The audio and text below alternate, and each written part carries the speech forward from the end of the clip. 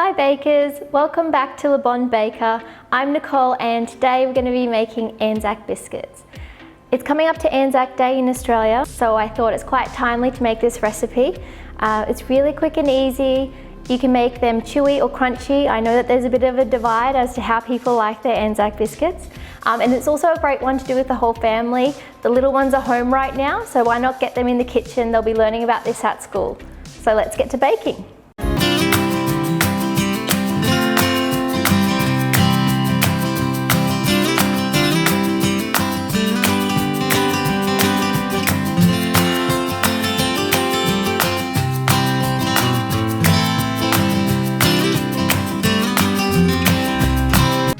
Go get that oven on, guys. I've just put mine on to a moderate temperature, so roughly about 180 degrees Celsius or 350 degrees Fahrenheit.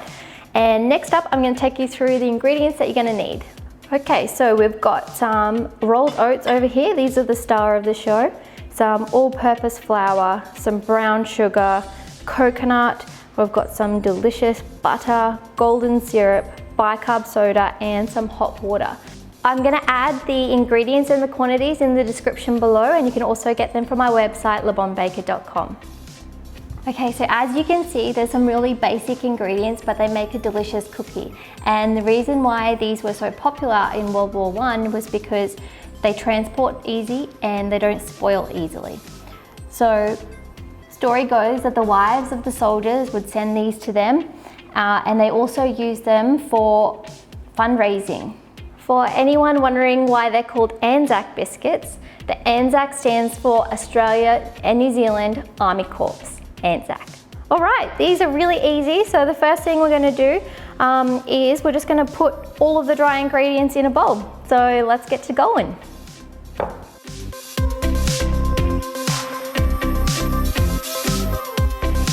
Just do a quick mixy mix. With clean hands, just break down any sugar clumps as well. For the next part of the recipe, we need to use the stove. So we're going to melt down our butter and our syrup together, and then we're going to add our bi-carb soda and our hot water, and we're going to make sure that's nice and dissolved before we add it to our dry mixture. So over to the stove we go.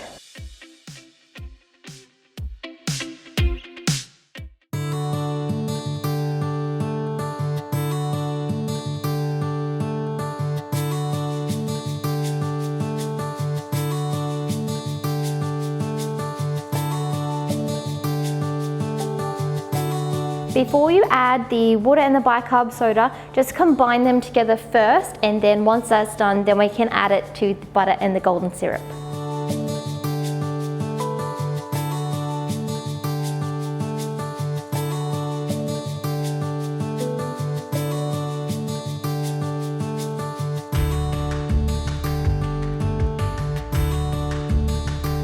Look at this.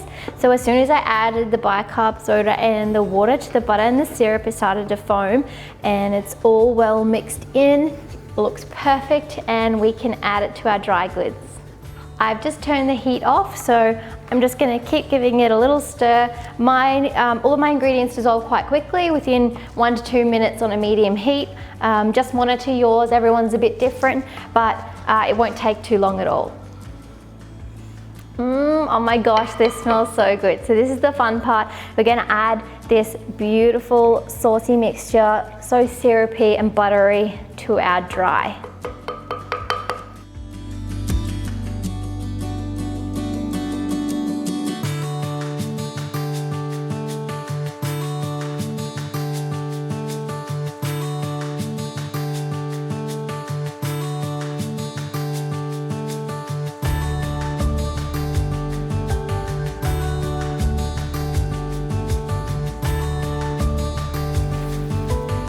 Oh yeah, beautiful. Okay, so if you can see the mixture here, it's a little bit wet, but it binds together well. So that's great, that's exactly what we want for the cookies. I think we nailed it. All right, now that our cookie dough looks absolutely fantastic, we can start to put them on a baking tray lined in parchment paper. just like this one here. And just make sure you leave some space for the cookies to grow because they're probably gonna double in size. So I'm gonna go, depends on how big you like your cookies, but pretty big. I would say about that much to start with, about a risol size.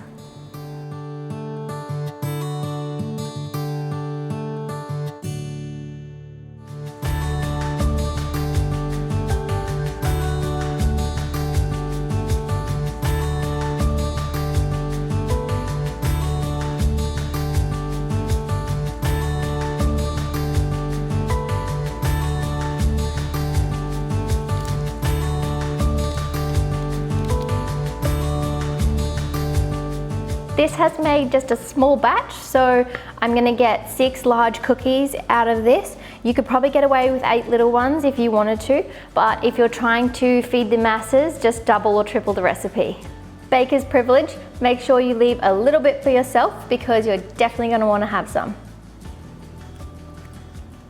You don't have to do this, but I like to. It's a bit of a family tradition. My mum always used to just press them down with the fork when we made Anzac biscuits, so I'm going to. So I'm just gonna gently press the top here once and twice, and that'll do it.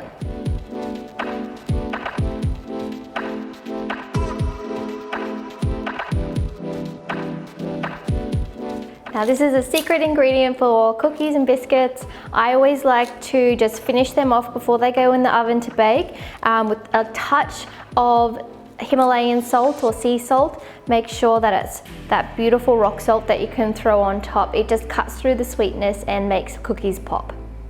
These are ready to bake now, so if you like them chewy, just bake them for 10 to 12 minutes. They'll continue to bake once you bring them out of the oven. And if you like them crunchy, bake them for 12 to 15 minutes. I've just brought mine out of the oven after 12 minutes. So I like mine a little bit chewy still. You can see here that they're going to be nice and crispy on the outside, but they're still they've got a little bit of height to the center. So once you leave them, they're going to continue to cook and they will start to settle and they'll be nice and chewy in the center.